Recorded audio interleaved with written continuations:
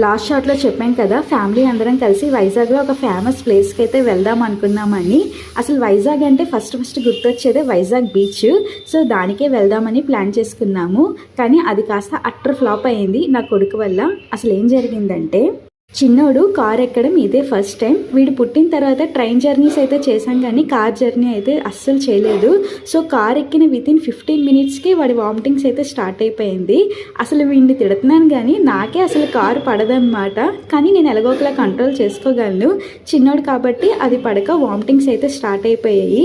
వీడికి ఇలా అవ్వడం వల్ల నాకు బీచ్ వెళ్ళడానికి నాకు ఆ మూడు ఉత్సాహం రెండూ పోయాయి అనమాట. ఇంకా సరే ఇంటికి వెళ్ళిపోదామని అన్నయ్యతో చెప్పాను. కానీ అన్నయ్య అన్నారు, ఎలాగో బయటకు వచ్చాం కదా, మనకి దగ్గరలోనే సింహాచలం ఉంది, గుడికి అయితే వెళ్దామని అన్నారు. సో అందుకే సింహాచలం గుడికి అయితే వచ్చేసాము. బీచ్కి వెళ్ళలేదని బాధపడ్డాను కానీ ఆ సింహాచల లక్ష్మీ నరసింహస్వామి దర్శనం మాత్రం చాలా బాగా జరిగింది. అసలు లక్ ఏంటంటే క్రౌడ్ కూడా ఎక్కువ మంది లేరు. వితిన్ 5 మినిట్స్లో చాలా దగ్గరగా దర్శనం అయితే చాలా బాగా అయింది. అలా లాస్ట్లో ఒక ఫ్యామిలీ ఫోటో దిగేసి ఇంటికి వచ్చేసాం. చలో బాయ్.